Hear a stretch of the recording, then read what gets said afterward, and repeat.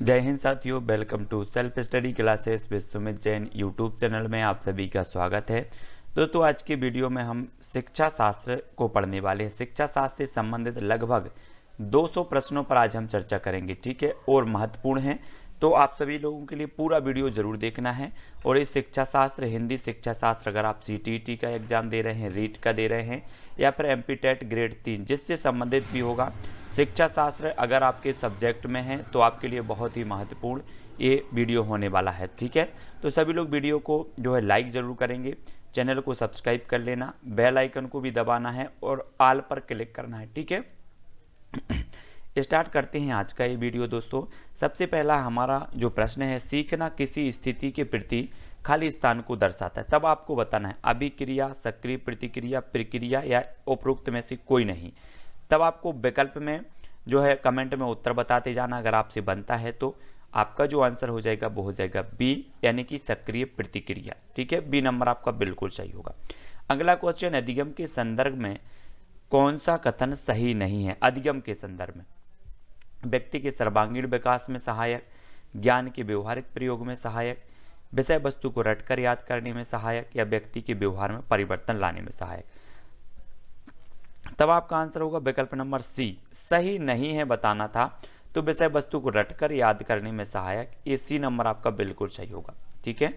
अगला क्वेश्चन देखेंगे, भाषा योग्यता के अंतर्गत आते हैं तो क्या आती है? मौखिक अभिव्यक्ति, सांकेतिक अभिव्यक्ति, लिखित अभिव्यक्ति या उपरोक्त सभी। तो मौखिक भाषा योग्यता के अंतर्गत बताना, भाषा योग्यता के अंतर्गत आते हैं तो क्या आती है? 4 विकल्प हैं, 4 में से एक का चयन करना है। तब आपका जो आंसर होगा वो होगा डी, यानी कि उपरोक्त सभी भाषा योग्यता के अंतर्गत आते हैं। तो मौखिक अभिव्यक्ति, सांकेतिक अभिव्यक्ति और लिखित, ये सारे के सारे आते हैं ना, तो डी नंबर आपका सही होगा। अगला क्वेश्चन है, चॉम्स्की के अनुसार भाषा सीखने के क्रम में खाली स्थान खोज भी साथ साथ चलती रहती है। तो भाषा सीखने के क्रम में चॉम्स्की के अनुसार जो है वैज्ञानिक खोज भी जो है साथ साथ चलती है। 1 नंबर आपका बिल्कुल सही होगा। प्रश्न क्रमांक 4 का 1 नंबर सही हो जाएगा, ठीक है। अगला क्वेश्चन, आत्मसातीकरण और समायोजन के माध्यम से बच्चा कई रूपरेखाओं का निर्माण करता है। यह विचार है, तो यह विचार किसका है? प्रश्न क्रमांक 5 का उत्तर हमें बताना है, वाइगोत्स्की का, चॉम्स्की का, पियाजे या फिर पावलोव। तो किसका है? आत्मसातीकरण और समायोजन के माध्यम से बच्चा कई रूपरेखाओं का निर्माण करता है। तब आपका उत्तर होगा सी, यानी कि ये जो कथन है, ये जो विचार है वो पियाजे साहब का। सी नंबर आपका बिल्कुल सही हो जाएगा। अगला क्वेश्चन देख लेंगे, बाल्यावस्था में किसी वस्तु तक पहुंचने, उसे पहचानने, बिना किसी सहारे के खड़े होना आदि किस प्रकार का नियम कहलाता है? 4 विकल्प हैं, 4 में से एक का चयन करना है। तब प्रश्न क्रमांक 6 का जो आपका आंसर होगा वो होगा बी, यानी कि एक क्रियात्मक अधिगम कहलाता है। बी नंबर आपका बिल्कुल सही हो जाएगा। अगला क्वेश्चन, बच्चा अपनी भाषा के दौरान 2 प्रकार की बोली बोलता है, यह कथन किसका है? चॉम्स्की, वाइगोत्स्की, पियाजे या फिर पावलोव। तो 2 प्रकार के कथन जो है, 2 भाषा के दौरान 2 प्रकार की बोली बोलता है, ये जो है ये वाइगोत्स्की साहब का है। बी नंबर आपका सही होगा, ठीक है। अगला क्वेश्चन, बच्चे में संज्ञानात्मक विकास होता है तो कन्वर्ट ऑपरेशनल, पूर्व ऑपरेशनल, फॉर्मल ऑपरेशनल या फिर उपरोक्त सभी। तो 8 का उत्तर क्या होगा? प्रश्न क्रमांक 8 का जो उत्तर हो जाएगा वो होगा डी, उपरोक्त सभी, है ना। डी नंबर आपका बिल्कुल सही होगा। अगर आपसे बनता है तो आप विकल्प में कमेंट में उत्तर जरूर बताएंगे।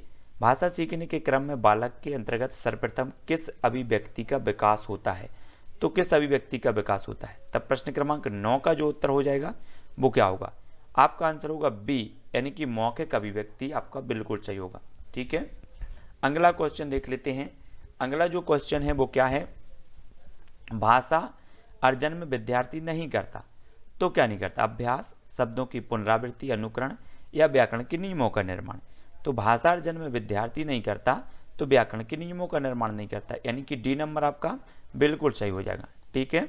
अगला क्वेश्चन है, भाषा अर्जन को प्रभावित करता है तो क्या करता है? दैनिक जीवन अनुभव, समाज के साथ संपर्क, इच्छा शक्ति या उपरोक्त सभी। तो भाषा अर्जन को प्रभावित करता है साथियों उपरोक्त सभी। डी नंबर आपका सही होगा, ठीक है। अगला क्वेश्चन है, कौन सा नियम स्थूल ज्ञान एवं ज्ञान से सूक्ष्म ज्ञान की ओर अग्रसर होने की बात कहता है? तो कौन सा नियम कहता है? ये 4 नियम है, ज्ञात से अज्ञात की ओर, अनिश्चित से निश्चित की ओर, पूर्ण से अंश की ओर या मूर्त से अमूर्त की ओर। तो 12 का जो आंसर आपका हो जाएगा वो क्या होगा, डी, यानी कि मूर्त से अमूर्त की ओर। डी नंबर आपका सही होगा। अगला प्रश्न है 50,000 शब्द बालक किस आयु में सीखता है? 4 से 6 वर्ष, 6 से 8 वर्ष, 9 से 11 वर्ष या फिर 12 से 15 वर्ष। तो 50,000 शब्द जो बालक है वो किस आयु में सीख जाता है? तो आपका उत्तर होगा सी, 9 से 11 वर्ष। ठीक है, सी नंबर आपका सही होगा। अन्य विषयों की कक्षाएं भी भाषा अधिगम में सहायता करती हैं, क्यों सहायता करती हैं? सभी को आंसर बताना है। आपका जो आंसर है वो क्या हो जाएगा? अन्य विषयों की कक्षा भी भाषा अधिगम में सहायता करती हैं, तब आपका आंसर क्या होगा? सी, अन्य विषयों को पढ़ने पर वैविध्यपूर्ण जो है भाषा प्रयोग के अनेक अवसर उपलब्ध होते हैं, यानी कि सी नंबर आपका बिल्कुल सही हो जाएगा। ठीक है, अगला देख लो। पियाजे के अनुसार भाषा अन्य संज्ञानात्मक तंत्रों की भांति परिवेश के साथ खालिस्तान के माध्यम से ही विकसित होती है। तो किसके साथ? अंतःक्रिया, सामंजस्य, अलगाव या फिर टकराव। 4 विकल्प हैं, 4 में से एक का चयन करना है। तो आपका जो सही उत्तर होगा प्रश्न क्रमांक 15 का वो होगा ए, यानी कि अंतःक्रिया के माध्यम से ही विकसित होती है। अगला क्वेश्चन है अंतःवाक की संकल्पना किससे संबंधित है? तो बताना है। अंतःवाक है, अंतःवाक की संकल्पना किससे संबंधित है? तो यह है पियाजे, यानी कि बी नंबर आपका बिल्कुल सही होगा, बी नंबर। ठीक है, नेक्स्ट भाषा शिक्षण पर हुए शोध बताते हैं कि द्वितीय या फिर विदेशी भाषा में दक्षता सीखने वाले की खालिस्तान और खालिस्तान पर ही ज़्यादा निर्भर है। तो संस्कृति पर, अभिप्रेरणा उपलब्धि पर, अभिवृत्ति अभिप्रेरणा या फिर अभिवृत्ति परिवार पर। तो 17 का उत्तर क्या होगा प्रश्न क्रमांक 17 का? तो 17 का उत्तर होगा सी, अभिवृत्ति प्रेरणा पर। सी नंबर आपका बिल्कुल सही हो जाएगा। अगला क्वेश्चन, पावलाव के प्रयोग में कौन सा कारक सबसे महत्वपूर्ण है? उद्दीपन, आंकड़ा, अवधारणा या फिर संकल्पना। तो पावलाव के जो प्रयोग में सबसे महत्वपूर्ण जो कौन सा कारक है हमें बताना था, तो उद्दीपन, यानी कि ए नंबर आपका सही हो जाएगा। ठीक है, इन्होंने एस आर है ना, इस प्रकार से आर एस इस प्रकार से जो थ्योरी दी है इन्होंने दी है पावलाव ने। तो विचारात्मक अधिगम के अंतर्गत क्रियात्मक कौशलों को अर्जित करते हैं, चित्रों, शब्दों इत्यादि के माध्यम से सीखते हैं, विभिन्न परिस्थितियों के साथ सामंजस्य स्थापित करना सीखते हैं या बौद्धिक क्षमताओं का प्रयोग करते हैं। तो विचारात्मक अधिगम के अंतर्गत क्या करते हैं हमें बताना है। तब आपका जो आंसर होगा वो हो जाएगा डी, यानी कि बौद्धिक क्षमताओं का प्रयोग करते हैं। डी नंबर आपका बिल्कुल सही हो जाएगा। अगला क्वेश्चन, भाषा के आधारभूत कौशल हैं तो कौन से हमेशा अर्जित किए जाते हैं? सर्वथा पृथक हैं, अंतः संबंधित होते हैं, क्रमबद्ध रूप से चलते हैं। तो भाषा के जो आधारभूत कौशल होते हैं वो होते हैं कैसे? अंतः संबंधित होते हैं। सी नंबर आपका बिल्कुल सही होगा। ठीक है, अगला क्वेश्चन, भाषा के संदर्भ में कौन सा कथन असत्य है? असत्य बताना है। भाषा के संदर्भ में कौन सा कथन असत्य है? भाषा मनुष्यों के बीच परस्पर संवाद स्थापित करने का कार्य नहीं करती, भाषा ज्ञान अर्जन का साधन है, भाषा सामाजिक अस्मिता का साधन भाषा है, या भाषा नियमबद्ध व्यवस्था है। तो 21 का जो आपका आंसर हो जाएगा भाषा के संदर्भ में वो क्या हो जाएगा? ए, भाषा मनुष्यों के बीच परस्पर संवाद स्थापित करने का कार्य नहीं करती। तो ए नंबर आपका बिल्कुल सही होगा। ठीक है, असत्य बताना था यहाँ पर, तो ए नंबर आपका सही होगा। भाषा शिक्षण की विधियां मुख्यतः खालिस्तान पर निर्भर करती हैं। परीक्षा पद्धति, बच्चों का स्तर, आयु प्रकरण, समय अवधि या फिर लक्ष्य भाषा। तो भाषा शिक्षण की जो मुख्य विधियां हैं वो काय पर निर्भर करती हैं? वो करती बच्चों का स्तर, आयु प्रकरण पर। बी नंबर आपका सही हो जाएगा। ठीक है, अगला क्वेश्चन, आरंभ में इनमें से किस सिद्धांत के आधार पर बालक भाषा सीखता है? तो किस सिद्धांत के आधार पर बालक भाषा सीखता है? बहुमुखी प्रयास के सिद्धांत पर, मनोरंजन के सिद्धांत पर, अनुकरण के सिद्धांत या अभ्यास के सिद्धांत पर। तब आरंभ में इनमें से किस सिद्धांत के आधार पर बालक भाषा सीखता है? तो आपका उत्तर होगा सी, अनुकरण के सिद्धांत पर, है ना, सभी को पता है। अगला क्वेश्चन है, भाषा शिक्षण है यह जानना कि बच्चा पढ़ना लिखना कैसे सीखता है। यह जानना कि बच्चे को पढ़ना लिखना कैसे सिखाया जाए, है ना। तब आपका उत्तर क्या होगा? 4 विकल्पों में से एक उत्तर बताना है। सभी लोग कमेंट में जरूर लिखें, ए बी सी डी इस प्रकार से आप लिखेंगे तो आपका उत्तर होगा सी, 1 और 2 आपका बिल्कुल आंसर सही होगा। ठीक है, अगला क्वेश्चन, भाषा शिक्षण में व्याकरण पढ़ने के लिए प्रयुक्त किया जाने वाला सिद्धांत या नियम है तो कौन सा है? आवृत्ति का सिद्धांत, अनुकरण, आगमन निगमन या फिर अनुबंधन का सिद्धांत। तो 25 का आंसर सभी लोग बताएंगे और आपका जो आंसर हो जाएगा वो होगा सी, आगमन निगमन सिद्धांत। सी नंबर आपका सही होगा। भाषा शिक्षण की अनुवाद विधि मातृभाषा को मध्यस्थ नहीं बनाती, मातृभाषा की उपेक्षा करती है, मातृभाषा को मध्यस्थ बनाती है या लक्ष्य भाषा को ही श्रेष्ठ सिद्ध करती है। तब आंसर क्या होगा? भाषा शिक्षण की जो अनुवाद विधि है वो क्या करती है? वो करती है मातृभाषा को मध्यस्थ बनाती है। सी नंबर आपका सही होगा। अगला क्वेश्चन, निम्न में से कौन सा श्रवण कौशल जो है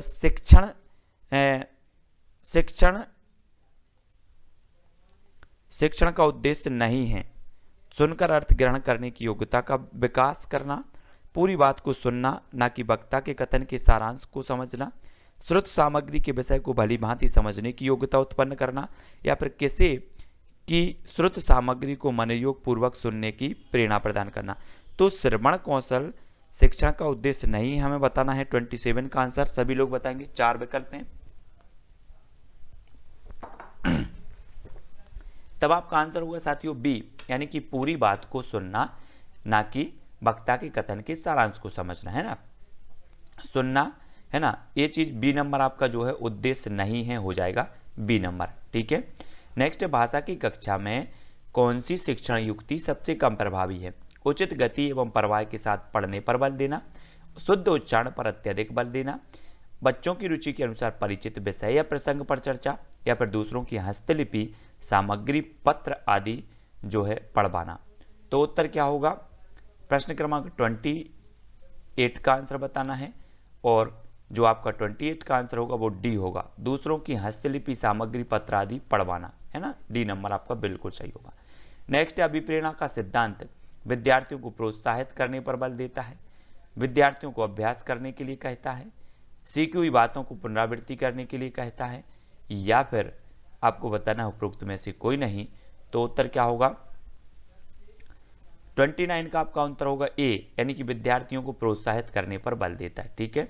अगला क्वेश्चन, भाषा शिक्षण आवश्यक है तो भाषाई कौशलों से परिचित कराने के लिए, बच्चों की कल्पनाशीलता को बढ़ाने के लिए, सृजनात्मकता का विकास करने के लिए या उपरोक्त सभी। तो भाषा शिक्षण जो आवश्यक होता है साथियों वो होता है उपरोक्त सभी, है ना, सभी के लिए होता है। अगला है, विद्यार्थी की भाषा पर उसके सामाजिक परिवेश का प्रभाव पड़ता है। सिद्धांत है तो किसका? अनुबंधन का, अनुकरण, साहचर्य या फिर जीवन समन्वय का। तो 31 का आंसर क्या हो जाएगा? सभी लोग कमेंट में लिखेंगे और आपका उत्तर होगा बी, अनुकरण का है। किसका है? अनुकरण, यानी बी नंबर आपका बिल्कुल सही हो जाएगा। अगला क्वेश्चन है, भाषा शिक्षण का उद्देश्य है तो क्या है? वक्ता के विचारों को समझ पाने की योग्यता का विकास, केवल पठन कौशल का विकास, पाठ्य पुस्तकों से इतर पुस्तकों को पढ़ने की क्षमता का विकास या फिर 1 और 3। भाषा शिक्षण का उद्देश्य है तो क्या है? वो 1 और 3 आपका सही होगा। 1 मतलब होगा वक्ता के विचारों को समझ पाने की योग्यता का विकास और 3 पाठ्य पुस्तकों से इतर पुस्तकों को पढ़ने की क्षमता का विकास, है ना। अगला क्वेश्चन देख लो, कहानियां बच्चों के भाषा विकास में किस प्रकार सहायक हैं? ये भाषिक नियम ही सिखाती हैं, बच्चों के खाली समय का सदुपयोग करने में मदद करती हैं, ये पाठ्यपुस्तक का सबसे महत्वपूर्ण हिस्सा है या फिर ये बच्चों की कल्पना शक्ति, सृजनात्मकता और चिंतन को बढ़ावा देती हैं। तब 33 का आंसर होगा डी, ये बच्चों की कल्पना शक्ति, सृजनात्मकता और चिंतन को बढ़ावा देती हैं। डी नंबर आपका सही हो जाएगा। ठीक है। अगला है, मातृभाषा शिक्षण विद्यार्थी के भाषा शिक्षण में व्यवधान उत्पन्न करता है, शिक्षण को सरल बनाता है या फिर अध्यापक के शैक्षिक कार्य में बाधक बनता है या शिक्षण सिद्धांतों के विपरीत है।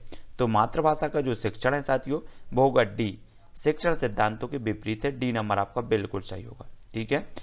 डी नंबर नहीं, बी, शिक्षण को सरल बनाता है। मातृभाषा शिक्षण को सरल बनाता है। बी नंबर आपका सही होगा। बी नंबर सही इसका, है ना। अगला है तब अगला जो क्वेश्चन है, भाषा शिक्षण के संदर्भ में कौन सा कथन सही नहीं है? सही नहीं है बताना है। भाषा शिक्षण में समृद्ध भाषिक परिवेश उपलब्ध कराना जरूरी है। भाषा की नियमबद्धता जो है व्यवस्था को केवल व्याकरण के माध्यम से ही जाना जा सकता है। भाषागत शुद्धता के प्रति अत्यधिक कठोर व्यवहार अपनाना चाहिए या फिर समृद्ध भाषिक परिवेश में बच्चे स्वयं नियमों का निर्माण करते हैं। तो कौन सा सही नहीं है बताना है। तो सही नहीं है, कौन सा नहीं है? सही नहीं बताना है। तो भाषागत शुद्धता के प्रति अत्यधिक कठोर व्यवहार अपनाना चाहिए, ये जो है सही नहीं है। ठीक है, तो आपका जो सी नंबर है वो इसका सही हो जाएगा। ठीक है, बहुत बढ़िया, सी नंबर आपका सही है। इस कठोर व्यवहार नहीं अपनाना चाहिए, ये जो कथन है वो सही नहीं माना जाएगा। गणित विज्ञान, सामाजिक विज्ञान की कक्षाएं एक तरह से भाषा की ही कक्षाएं हैं। इन कथन के समर्थन में कौन सा तर्क सबसे कमजोर है? सबसे कमजोर बताना है। विभिन्न विषयों के शिक्षण में भाषा शिक्षण के मुख्य उद्देश्य होता है। भाषा शिक्षण एक मुख्य उद्देश्य होता है। विभिन्न विषयों की अवधारणात्मक समझ की अभिव्यक्ति भी भाषा विशेष में होती है।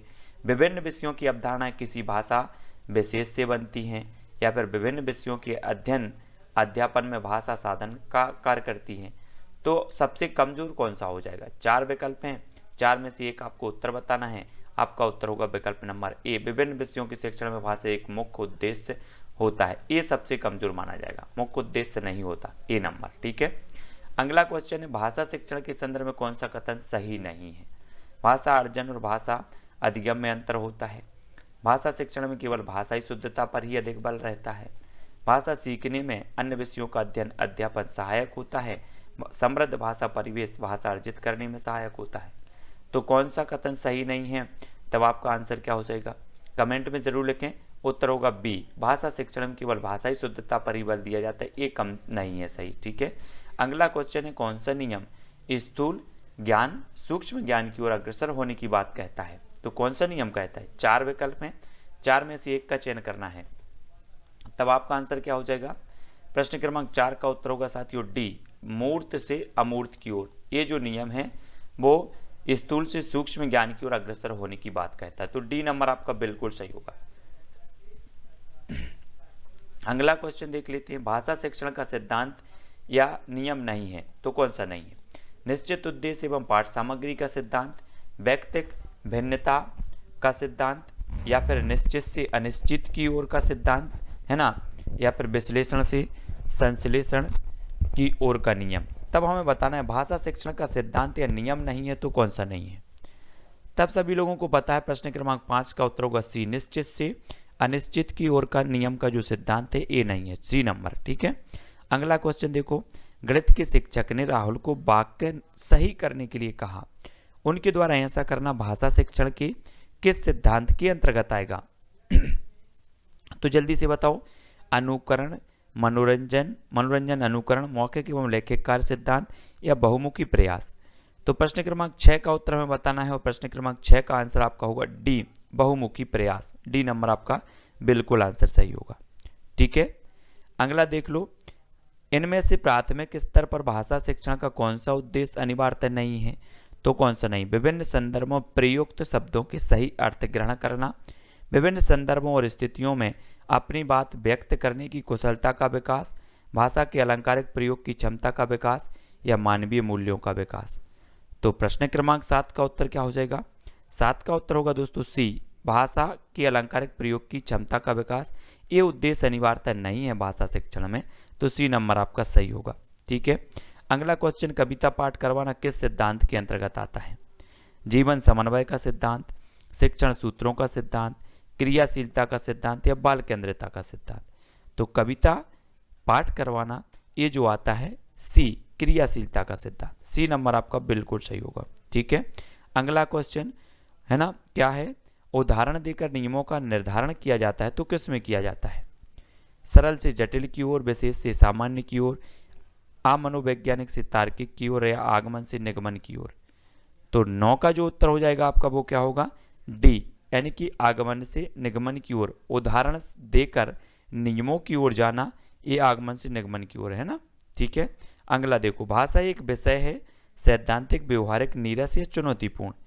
तो 4 विकल्प है, 4 में से एक का चयन करना है।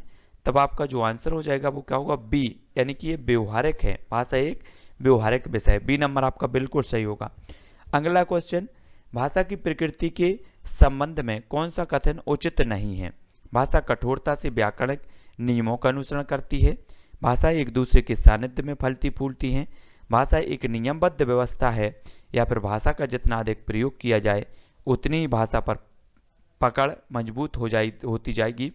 तो 11 का उत्तर बताना है और 11 का जो आपका आंसर होगा वो होगा ए, यानी कि भाषा कठोरता से व्याकरण नियमों का अनुसरण करती है। ए नंबर आपका बिल्कुल सही होगा। ठीक है। हाँ, अगला क्वेश्चन देखो, सृजनात्मकता का विकास करने में कौन सा सहायक नहीं है? तब आपका आंसर क्या होगा? कविता पूरी करना, चित्र पर आधारित मौखिक अथवा लिखित वर्णन, प्रश्नों के उत्तर देना, या फिर अधूरी कहानी को पूरा करना। सृजनात्मकता का विकास करने में कौन सा सहायक नहीं है? तो आपका आंसर हो जाएगा क्या? विकल्प नंबर सी, प्रश्नों के उत्तर देना। सी नंबर आपका बिल्कुल सही होगा। अगला क्वेश्चन देख लेते। जो बच्चे सुन नहीं सकते वह शीघ्र भाषा सीख जाते हैं, उन्हें भाषा सीखने में समय लगता है, वह भाषा सीख नहीं सकते, या वह भाषा का प्रयोग लिखित रूप में कर सकते हैं। तो 13 का उत्तर बताना है कि जो भाषा सुन नहीं सकते वो क्या होते हैं? डी, वह भाषा का प्रयोग लिखित रूप में कर सकते। डी नंबर आपका सही हो जाएगा। ठीक है। दैनिक कार्यों में मनुष्य किन 2 कौशलों का सर्वाधिक प्रयोग करता है? लेखन एवं भाषा कौशल, श्रवण एवं पठन कौशल, श्रवण एवं वाचन कौशल, या वाचन एवं लेखन कौशल। तो 14 का उत्तर आपका क्या होगा? उत्तर हो जाएगा साथियों सी, श्रवण एवं वाचन कौशल। ठीक है। अगला क्वेश्चन देख लो। अगला क्वेश्चन क्या है? अगला है शास्वर वाचन का मुख्य उद्देश्य क्या है? तब उत्तर हमें बताना है। पढ़ने में आनंद की अनुभूति, बच्चों में पढ़ने संबंधी झिझक को समाप्त करना, बोल बोल कर पढ़ना, या फिर द्रुत गति से वाचन करना। तो शास्वर वाचन का मुख्य उद्देश्य जो होता है प्रश्न क्रमांक 15 का, बच्चों में पढ़ने संबंधी झिझक को समाप्त करना। बी नंबर आपका बिल्कुल सही होगा। अगला क्वेश्चन, इनमें से किस प्रतियोगिता के लिए मौखिक अभिव्यक्ति की आवश्यकता नहीं होती? तो किस प्रतियोगिता के लिए नहीं होती? वाद विवाद, भाषण, अंत्याक्षरी, या फिर कविता लेखन। तो प्रश्न क्रमांक 16 का उत्तर हमें बताना है, और 16 का जो आंसर होगा वो क्या होगा? डी, कविता लेखन, है ना। इसमें मौखिक अभिव्यक्ति की आवश्यकता नहीं होती। ठीक है, कविता लेखन में। अगला क्वेश्चन देखो, सुनना कौशल शामिल है? तो दूसरे की बात सुनने में रुचि, धैर्य की प्रतिक्रिया, प्रश्नों को ध्यानपूर्वक सुनने की क्षमता का विकास, शांतिपूर्ण पूर्वक सुनना, या सुने हुए शब्दों की केवल पुनरावृत्ति। तो 17 का आंसर क्या होगा? 17 का प्रश्न क्रमांक उत्तर हो जाएगा बी, प्रश्नों को ध्यानपूर्वक सुनने की क्षमता का विकास। बी नंबर आपका बिल्कुल सही होगा। ठीक है। अगला क्वेश्चन, सुनना बोलना कौशलों के विकास के लिए सर्वोत्तम विधि कौन सी होती है? सुनना बोलना कौशलों के विकास के लिए कहानी कहना और उस पर बच्चों की प्रतिक्रिया जानना, कविता याद करवा कर बोलबाना, कक्षा के कुछ बच्चों द्वारा पाठ के अनुच्छेद पढ़कर सुनाना, या फिर अंत्याक्षरी गतिविधि का आयोजन करना। तो प्रश्न क्रमांक 18 है, उन्नातर बताना है कि सुनना बोलना कौशलों के विकास के लिए सर्वोत्तम विधि कौन सी है? तब आपका उत्तर होगा साथियों ए, कहानी कहना और उस पर बच्चों की प्रतिक्रिया जानना। ए नंबर आपका बिल्कुल सही होगा। अगला क्वेश्चन जान लेते हैं। विकास ने अपने क्षेत्र में आयोजित रंगारंग कार्यक्रम के विषय में मित्रों को सुनाया। इस स्थिति में वह किस कौशल का प्रयोग कर रहा है? भाषण कौशल, लेखन, वाचन, या फिर श्रवण। तो प्रश्न क्रमांक 19 का जो आपका आंसर हो जाएगा वो क्या होगा? वो होगा साथियों सी, वाचन कौशल। ठीक है, सी नंबर आपका सही होगा। ध्वनियों के विभेदीकरण में सहायक है तो क्या है? श्रवण कौशल, भाषण, वाद विवाद करना, या फिर वाचन कौशल। तब आपका जो आंसर होगा वो क्या होगा? प्रश्न क्रमांक 20 का आंसर, और 20 का आंसर हो जाएगा ए, श्रवण कौशल। ठीक है, ए नंबर आपका बिल्कुल सही है। अगला देख लो, भाषा के प्राथमिक कौशल हैं तो कौन सी है? 4 है, आईएमपी क्वेश्चन है। भाषा की प्राथमिक कौशल कौन सी है? तब प्रश्न क्रमांक 21 का आपका आंसर होगा सी, यानी कि श्रवण और वाचन। ये भाषा की प्राथमिक कौशल कहलाती है। अगला क्वेश्चन, भाषाई विकास को प्रभावित नहीं करता? संकोच, व्यक्तित्व, बुद्धि, या फिर मधुर वाणी। तो 22 का जो आपका आंसर होगा भाषाई विकास को प्रभावित नहीं करता, तो वो नहीं करता मधुर वाणी, यानी डी नंबर आपका राइट आंसर होगा। अगला क्वेश्चन देख लो, छात्र व्याकरण के माध्यम से खालिस्तान करना सीखते हैं। ध्वनियों का शुद्ध उच्चारण, विराम चिन्हों का शुद्ध प्रयोग, भाषा का लिखित एवं मौखिक रूप से शुद्ध प्रयोग, या फिर ध्वनियों में सूक्ष्म अंतर। तो प्रश्न क्रमांक 23 और इसका जो आंसर होगा वो क्या होगा? सी, यानी कि भाषा का लिखित एवं मौखिक रूप से शुद्ध प्रयोग करना सीखते हैं ना। तो अगला क्वेश्चन देखें, आगमन विधि द्वारा व्याकरण पढ़ाने में कौन सा जो है शिक्षण सूत्र कार्य करता है? तो जल्दी से बताएंगे। मूर्त से अमूर्त की ओर, कठिन से सरल की ओर, ज्ञात से अज्ञात की ओर, या फिर डी। तो उत्तर क्या होगा? डी, 1 और 3, मूर्त से अमूर्त की ओर, ज्ञात से अज्ञात की ओर, यानी कि डी नंबर आपका आंसर सही होगा। ठीक है, अगला क्वेश्चन है, भाषा की शिक्षिका होने के नाते व्याकरण पढ़ाते हुए आपका उद्देश्य होगा तो क्या होगा? बच्चों को व्याकरणिक नियमों से अवगत कराना, बच्चों को भाषिक संरचनाओं से अवगत कराना, बच्चों को वाक्य रचना के नियम बताना, या फिर भाषा का शुद्ध प्रयोग करना सिखाना। तो 25 का जो आंसर हो जाएगा वो क्या होगा? भाषा की शिक्षिका होने के नाते व्याकरण पढ़ाते हुए आपका उद्देश्य क्या होगा? तो वो होगा भाषा का शुद्ध प्रयोग करना सिखाना। डी नंबर आपका सही होगा। निगमन विधि है नियम बताकर उदाहरण देना, उदाहरण देकर नियम समझाना, या फिर भाषा का अनुकरण करने की विधि, या बिना उदाहरण दिए भाषा सिखाना। तो 26 का आंसर क्या होगा?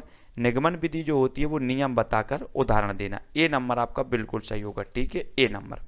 अगला क्वेश्चन देखो, 5वीं कक्षा की अध्यापिका छात्रों को व्याकरण पढ़ाने के लिए प्रसिद्ध लेखकों की यह पुस्तकें पढ़ाती है। वह व्याकरण पढ़ाने के लिए किस विधि का प्रयोग कर रही है? आगमन विधि, भाषा संसर्ग विधि, समवाय विधि, या फिर सहसंबंध विधि। तब सभी लोग उत्तर बताएंगे प्रश्न क्रमांक 27 का। आप कमेंट में उत्तर जरूर लिखते जाएं और अपना आकलन करते जाएं। ठीक है, 27 का आंसर होगा बी, भाषा संसर्ग विधि। ठीक है, बी नंबर आपका बिल्कुल राइट आंसर होगा। व्याकरण पढ़ाते हुए शिक्षक का उद्देश्य नहीं होता तो क्या नहीं होता?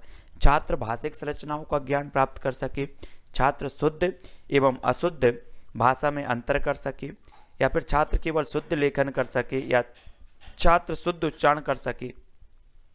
तब आपका आंसर क्या होगा? आंसर हो जाएगा सी, छात्र केवल शुद्ध लेखन कर सके। सी नंबर आपका सही हो जाएगा। ठीक है, ये उद्देश्य नहीं होता। अगला क्वेश्चन है, मुहावरे और लोकोक्तियों का प्रयोग करना व्याकरण का प्रमुख हिस्सा है। हिंदी भाषा शिक्षण का सबसे महत्वपूर्ण उद्देश्य भाषिक अभिव्यक्ति को प्रभावी बनाता है या केवल गद्य पाठों के अभ्यासों का हिस्सा है? तो 29 का आंसर क्या हो जाएगा साथियों? तब अधिकांश लोगों ने उत्तर बताया भाषिक अभिव्यक्ति को प्रभावी बनाता है। सी नंबर आपका बिल्कुल करेक्ट आंसर है। 29 के बाद 30 आंसर है अपना, व्याकरण शिक्षण के संदर्भ में कौन सा कथन सही है बताना है। व्याकरण शिक्षण के लिए समय सारणी में अलग से कालांशों की व्यवस्था होनी चाहिए। भाषा प्रयोग की अपेक्षा भाषा नियमों को ही महत्व देना चाहिए। बच्चे परिवेश में उपलब्ध भाषिक प्रयोग के आधार पर स्वयं भाषा के नियम बनाने की क्षमता रखते हैं, या फिर व्याकरण शिक्षण अत्यंत आवश्यक है। तो आपका कौन सा कथन है जो सही है? तो आपका हो जाएगा डी, व्याकरण शिक्षण जो है अत्यंत आवश्यक है। डी नंबर आपका सही हो जाएगा। अगला क्वेश्चन देख लो, व्याकरण शिक्षण को सरस एवं रुचिकर बनाने के लिए निम्नलिखित में से कौन सा उपाय नहीं किया जा सकता?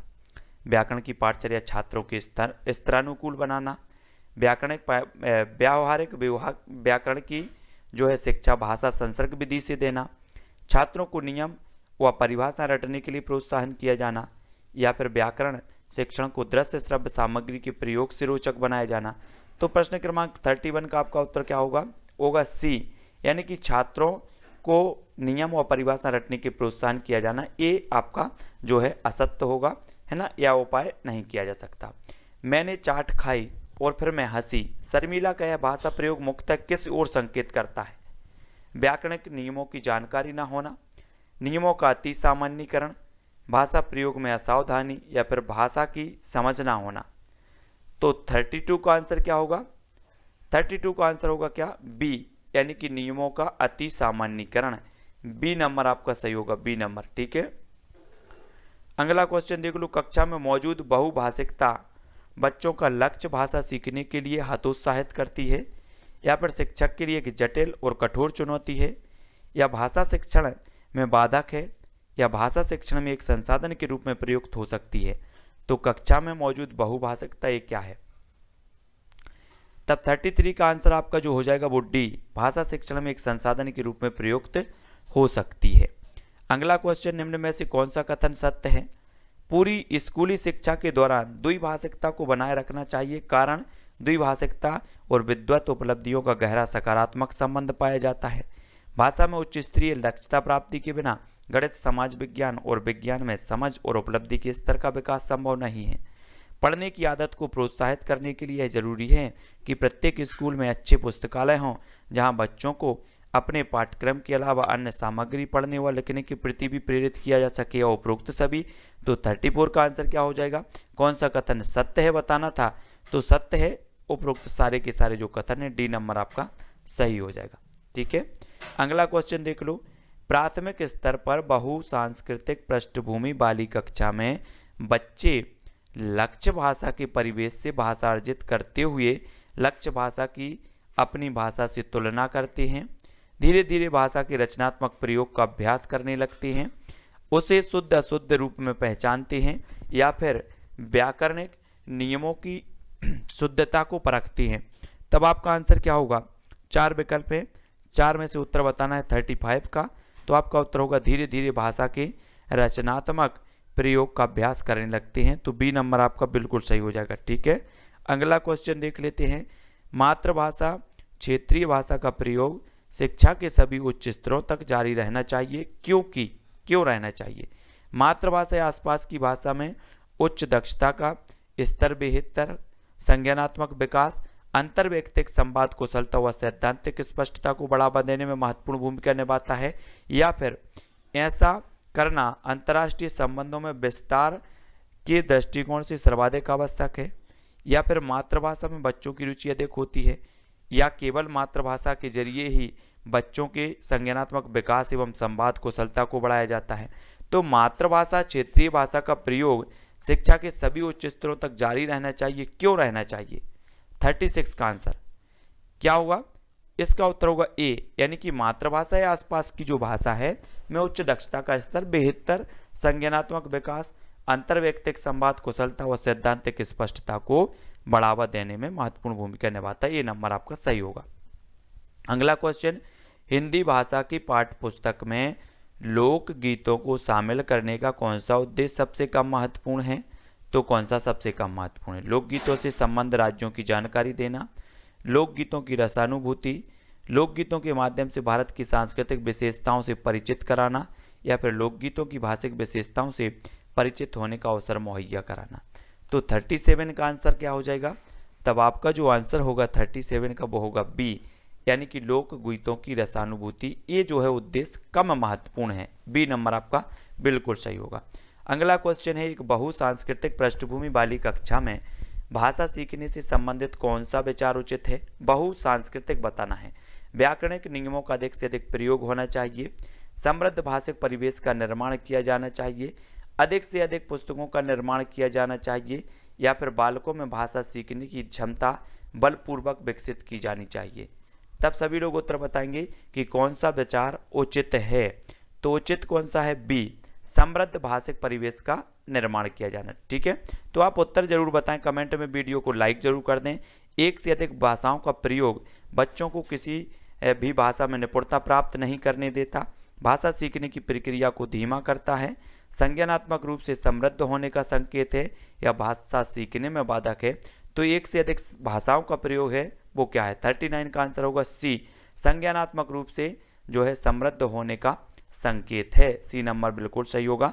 अगला क्वेश्चन है, मैं अपनी कक्षा में बहुभाषिकता को महत्व देती हूँ, इसलिए मैं भिन्न भिन्न भाषाओं की पुस्तकों का आदर करती हूँ, बच्चों को कई भाषाओं की कविताओं का गान करवाती हूँ, या फिर श्यामपट्ट पर हिंदी भाषा के शब्दों के अर्थ 2 भाषाओं में अवश्य लिखती हूँ, या सभी बच्चों को अपनी मातृभाषा में कहने सुनने की आज़ादी देती हूँ।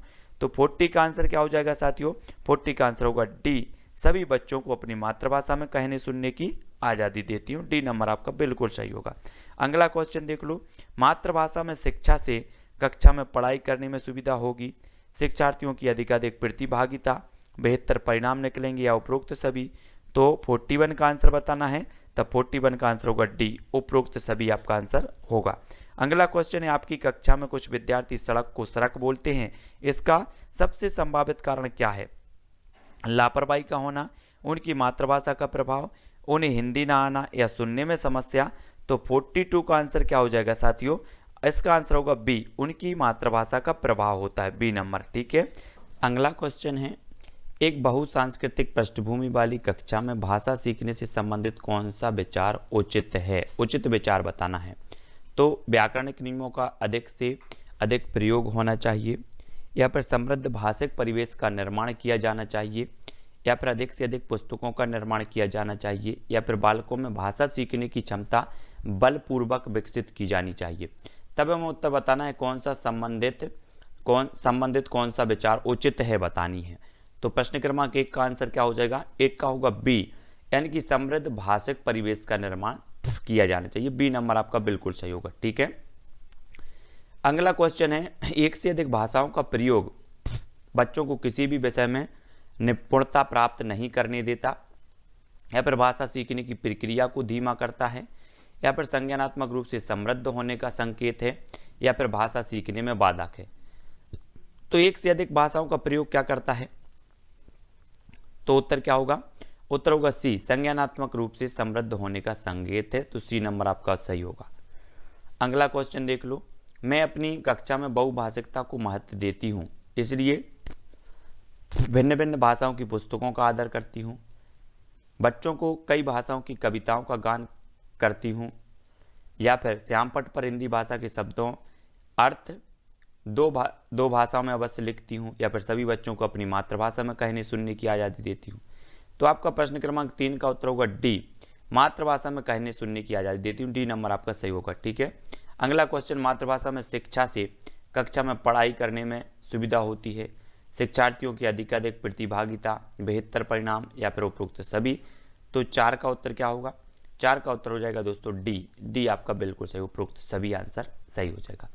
अगला क्वेश्चन, हिंदी की कक्षा में प्रायः है हिंदीतर भाषी बच्चे अरुचि प्रदर्शित करते हैं, क्योंकि उन्हें हिंदी सीखने का उपयोग नजर नहीं आता, अध्यापक उनकी भाषा संबंधी त्रुटियों को सहजता से स्वीकार नहीं करते, या पर उन्हें अपनी भाषा के प्रति विशेष लगाव होता है, या उन्हें तुलनात्मक रूप से हिंदी बहुत कठिन लगती है। तो आपको बताना है कि अरुचि प्रदर्शित क्यों करते हैं। तो प्रश्न क्रमांक 6 का जो आंसर होगा वो क्या होगा? वो होगा साथियों डी, उन्हें तुलनात्मक रूप से हिंदी बहुत कठिन लगती है। तो डी नंबर आपका सही होगा, तुलनात्मक रूप से। ठीक है, अगला क्वेश्चन है, त्रिभाषा सूत्र का उद्देश्य क्या है? 7 का उत्तर सभी लोग बताएंगे। देश में बहुभाषी संवाद के परिवेश को बढ़ावा देना, भिन्न संस्कृति से परिचित करवाना, विदेशी भाषा से परिचित कराना, या फिर उपरोक्त सभी। तो 7 का उत्तर क्या होगा? त्रिभाषा सूत्र का जो उद्देश्य होता है साथियों वो होता है डी, यानी कि उपरोक्त सभी आपका आंसर होगा, है ना। अगला क्वेश्चन देख लो, बहुभाषिक कक्षा में समस्या है शिक्षक संबंधी, छात्र संबंधी, भाषा संबंधी, या उपरोक्त सभी। तो बहुभाषिक कक्षा में क्या समस्या है? आपका जो आंसर हो जाएगा प्रश्न क्रमांक 8 का वो होगा उपरोक्त सभी, डी नंबर का। ठीक है, बहुसांस्कृतिक पृष्ठभूमि वाली कक्षा में भाषा शिक्षक को क्या करना चाहिए? मौखिक कौशलों पर बल देना चाहिए, अभिव्यक्तात्मक कौशल पर ही बल देना चाहिए, परस्पर बातचीत करने के आधिकारिक अवसर देने चाहिए, या फिर बच्चों को मानक भाषा का प्रयोग के लिए ही कहना चाहिए। तब 4 विकल्प हैं, और प्रश्न क्रमांक 9 का उत्तर होगा परस्पर बातचीत करने के अधिकाधिक अवसर देने चाहिए। सी नंबर आपका बिल्कुल आंसर सही होगा। अगला क्वेश्चन देख लो, बहुभाषिक कक्षा के संदर्भ में आप इनमें से किस गतिविधि को सर्वाधिक उचित समझते हैं? स्वतंत्र शब्द को 10 बार बोलिए, सूर्य अस्त हो गया वाक्य को 10 बार लिखिए, हिंदी पाठों में आए चिड़िया पुस्तक कुआं को अपनी भाषा में क्या कहते हैं बताइए, या फिर लठ शब्दों के रूप में हिंदी कंठस्थ कीजिए। तो आप बताना है बहुभाषिक कक्षा के संदर्भ में आप इनमें से किस गतिविधि को सर्वाधिक उचित समझते हैं। तब आपका आंसर क्या होगा? प्रश्न क्रमांक 10 का उत्तर होगा साथियों सी, हिंदी पाठों में आए चिड़िया पुस्तक कुआं को अपनी भाषा में क्या कहते हैं बताइए। सी नंबर आपका सही होगा। अगला क्वेश्चन देखो, बहुसांस्कृतिक पृष्ठभूमि वाली भारतीय कक्षाओं में भाषा शिक्षण के लिए अति आवश्यक है तो क्या है? परस्पर बातचीत के लिए अनेक अवसरों का निर्माण, विद्यार्थियों को श्रवण व लेखन कौशलों के अधिकाधिक अवसर देना, या विद्यार्थियों को भाषण व लेखन कौशलों के अधिकाधिक जो है अवसर देना, या फिर लक्ष्य भाषा के विभिन्न भाषिक तत्वों का अधिकाधिक अभ्यास। तो प्रश्न क्रमांक 10 है, और 10 का जो आंसर बताना है तब आपका आंसर होगा ए, परस्पर बातचीत के लिए अनेक अवसरों का निर्माण, है ना। ए नंबर आपका बिल्कुल सही होगा। अगला क्वेश्चन देख लो, भाषा के आधार पर आधारभूत कौशल हैं तो कौन है? हमेशा अर्जित किए जाते हैं, सर्वथा पृथक हैं, अंतः संबंधित होते हैं, या फिर क्रमबद्ध रूप से चलते हैं। तो भाषा के आधारभूत कौशल कौन से हैं? प्रश्न क्रमांक 11 का आंसर क्या होगा? तो आंसर होगा सी, यानी कि अंतः संबंधित होते। सी नंबर आपका बिल्कुल सही होगा। स्वाभाविक अभिव्यक्ति, कल्पनाशीलता, कौशल और सोच को विकसित करना भाषा शिक्षण का एकमात्र उद्देश्य है? भाषा शिक्षण का उद्देश्य नहीं है। भाषा शिक्षण का एक महत्वपूर्ण उद्देश्य है, या फिर भाषा शिक्षण को किसी प्रकार की दिशा नहीं देता। तो स्वाभाविक अभिव्यक्ति, कल्पनाशीलता, कौशल और सोच को विकसित करना, ये 12 का उत्तर आपका सी होगा। भाषा शिक्षण का एक महत्वपूर्ण उद्देश्य है। सी नंबर आपका बिल्कुल सही है। जिन्होंने भी सी बताया उनका आंसर बिल्कुल सही हो जाएगा। अगला क्वेश्चन, भाषा कौशलों के बारे में कौन सा कथन सही है? भाषा के कौशल केवल क्रमबद्ध रूप से ही सीखे जाते हैं। भाषा के कौशल परस्पर अंतः संबंधी हैं। भाषा के कौशलों में से केवल पढ़ना लिखना महत्वपूर्ण है, या भाषा के कौशलों में से केवल सुनना बोलना ही महत्वपूर्ण है? तो प्रश्न क्रमांक 13 है और आपका आंसर हो जाएगा बी, यानी कि भाषा के कौशल परस्पर अंतः संबंधी हैं। तो बी नंबर आपका सही होगा। अगला देख लो, ग्राहात्मक कौशल में शामिल है तो क्या है? सुनना बोलना, बोलना सीखना, सुनना पढ़ना या पढ़ना लिखना? तो ग्राहात्मक कौशलों में जो शामिल होता है साथियों, वो होता है क्या? सुनना और पढ़ना। सी नंबर आपका बिल्कुल राइट आंसर होगा। अगला क्वेश्चन है, सुनना कौशल के बारे में कौन सा कथन उचित नहीं है? सुनना कौशल सबसे कम महत्वपूर्ण है। सुनना कौशल मौखिक कौशल के अंतर्गत आता है। सुनना कौशल अन्य कौशलों के विकास में सहायक है, या फिर सुनना कौशल का विकास भाषा के नियमों को पहचानने, उनका निर्माण करने में सहायक है? तो 15 का उत्तर सभी लोग बताएंगे और प्रश्न क्रमांक 15 का उत्तर होगा ए, यानी कि सुनना कौशल सबसे कम महत्वपूर्ण है। ये जो है उचित नहीं है, तो ये नंबर आपका सही होगा। अगला क्वेश्चन, निम्न में से कौन सा श्रवण कौशल शिक्षण का उद्देश्य है? तो आपका आंसर क्या होगा? श्रुत सामग्री के विषय के महत्वपूर्ण एवं मर्म स्पर्शी विचारों, भावों एवं तथ्यों का चयन करने की क्षमता प्रदान करना, या फिर विद्यार्थियों में ध्वनियों, शब्दों का शुद्ध उच्चारण तथा स्वर, गति, लय और प्रवाह के साथ पढ़ने की योग्यता विकसित करना, या फिर छात्रों को साहित्यिक गतिविधियों में भाग लेने व सुनने के लिए प्रेरित करना, या उपरोक्त सभी? तो श्रवण कौशल शिक्षण का उद्देश्य है तो क्या है? तब आपका आंसर हो जाएगा डी, यानी कि उपरोक्त सभी। डी जिन्होंने बताया उनका आंसर बिल्कुल राइट है। ठीक है, यदि छात्र की खालिस्तान इंद्रियों में दोष है तो वह ना भाषा सीख सकता है और ना अपने मनोभावों को अभिव्यक्त कर सकता है। तो पठन में, श्रवण में, दृश्य में, तो आपका उत्तर होगा साथियों क्या? अगर उसकी श्रवण इंद्रियों में दोष है तो वह ना भाषा सीख सकता है और ना अपने मनोभावों को अभिव्यक्त कर सकता है। तो बी नंबर आपका सही होगा। ठीक है, बी नंबर। नेक्स्ट है, श्रवण कौशल के शिक्षण के द्वारा निम्नलिखित में से किस उद्देश्य की पूर्ति की जा सकती है? तो छात्रों का मानसिक एवं बौद्धिक विकास करना, छात्रों में भाषा व साहित्य के प्रति रुचि पैदा करना, श्रुत सामग्री का सारांश ग्रहण करने की योग्यता विकसित करना, या उपरोक्त सभी? तो श्रवण कौशल के शिक्षण के द्वारा निम्न में से किस उद्देश्य की पूर्ति की जा सकती है? तो होगा उपरोक्त सभी। डी नंबर आपका आंसर बिल्कुल सही हो जाएगा। अगला क्वेश्चन देख लो, निम्न में से कौन सी शिक्षण विधि श्रवण कौशल के शिक्षण में सर्वाधिक महत्वपूर्ण है? तो कौन सी विधि है? प्रश्नोत्तर, शास्वर, भाषण, या फिर ए सभी? तो 19 का जो आपका आंसर हो जाएगा साथियों वो होगा डी, यानी कि ए सभी। ठीक है, अगला क्वेश्चन, परस्पर बातचीत मुख्यतः सुनने और बोलने के कौशलों के विकास में सहायक है, पढ़ने लिखने में सहायक है, समय की बर्बादी है, या फिर अनुशासनहीनता को उत्पन्न करती है? तो परस्पर जो बातचीत है वो मुख्यतः क्या करती है? वो सुनने और बोलने के कौशलों के विकास में सहायक है। तो ए नंबर आपका बिल्कुल आंसर सही हो जाएगा। अगला क्वेश्चन देख लो, मौखिक अभिव्यक्ति में निम्न में से कौन सी विशेषता होनी चाहिए? स्वाभाविकता, स्पष्टता, बोधगम्यता, या फिर सभी? तो मौखिक अभिव्यक्ति में होनी चाहिए तो वो सभी होनी चाहिए, स्वाभाविकता भी, स्पष्टता भी और बोधगम्यता भी, है ना। अगला क्वेश्चन देखो, निम्न में से कौन सा मौखिक अभिव्यक्ति का महत्व नहीं है? रोजमर्रा के कार्यकलाप में मौखिक भाषा प्रयुक्त होती है। भाषा की शिक्षा मौखिक भाषा के से प्रारंभ होती है। मौखिक भाषा के द्वारा नई नई जानकारियां मिलती हैं, भले ही वह विचारों के आदान प्रदान में सहायक नहीं हो। अशिक्षित व्यक्ति बोलचाल के द्वारा ही ज्ञान अर्जित करता है। तब प्रश्न क्रमांक 22 है और इसका उत्तर हमें बताना है, तो उत्तर होगा सी, मौखिक भाषा के द्वारा नई नई जानकारियां मिलती हैं, भले ही वह विचारों के आदान प्रदान में सहायक नहीं हो। तो सी नंबर आपका बिल्कुल राइट आंसर होगा। अगला क्वेश्चन देख लो, बोलना कौशल में सर्वाधिक महत्वपूर्ण है तो क्या है? बोलने की तेज गति, शुद्ध उच्चारण, समझकर बोलना, आंखों देखा वर्णन करना।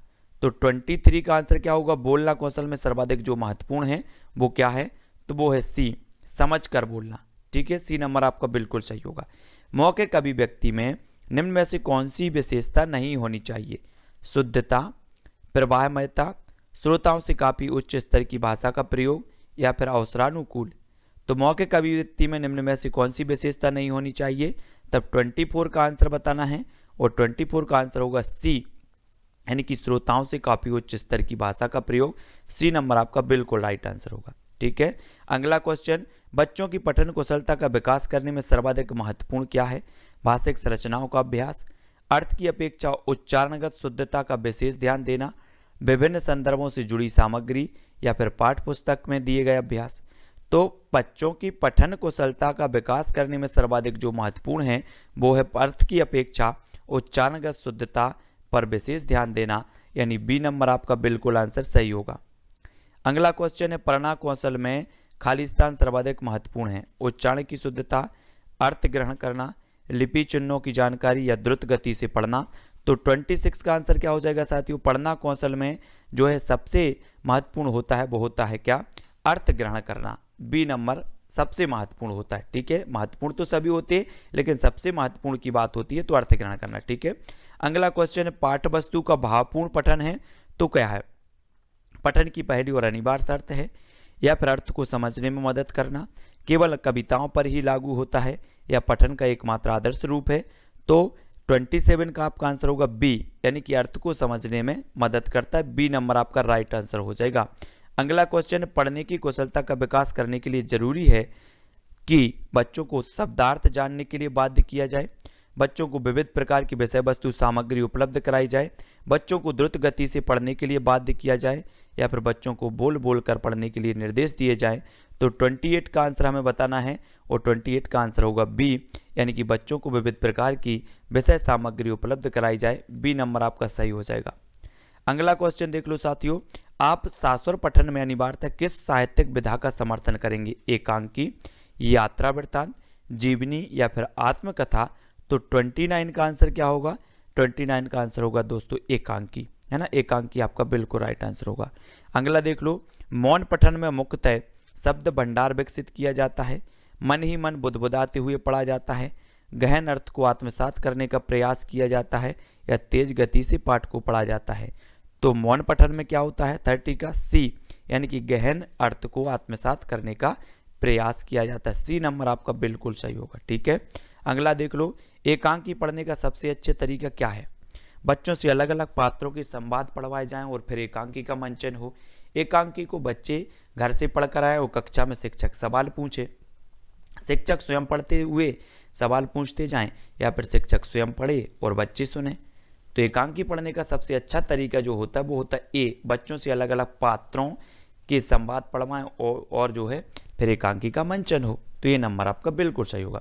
अगला क्वेश्चन, पढ़ना कौशल में सबसे ज्यादा महत्वपूर्ण क्या है?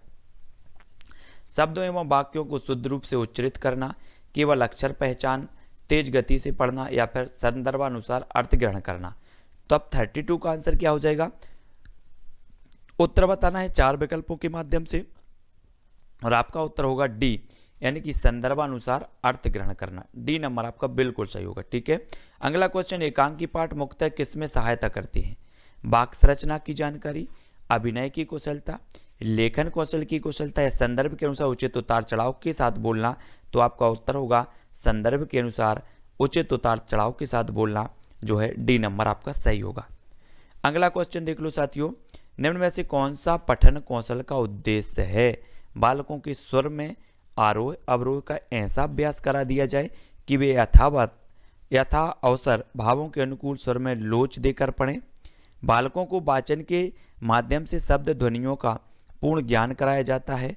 वाचन की इस कला से छात्र मोहक व जिह्वा के उचित स्थान से ध्वनि उच्चरित करते रहेंगे, या वाचन से अक्षर उच्चरित ध्वनि बल निर्गम, है ना, सास्वरता आदि को सम्यक संस्कार प्राप्त होता है, या उपरोक्त सभी।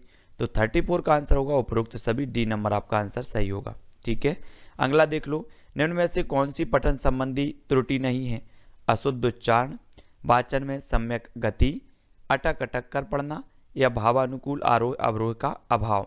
तो कौन सी पठन संबंधी त्रुटि नहीं है बतानी है, तो आपका उत्तर होगा वाचन में सम्यक गति।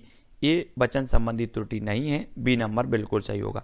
नेक्स्ट है, शास्त्र वाचन में जो है निम्न में से किस पर सबसे कम ध्यान दिया जाना चाहिए? शुद्धता, स्पष्टता, भावानुकूल वाचन, स्थानीय बोलियों का प्रभाव या ब्राह्म चिन्हों का समुचित प्रयोग। तो शास्त्र वाचन में सबसे कम जो ध्यान देना चाहिए वो काय में दिया जाना चाहिए?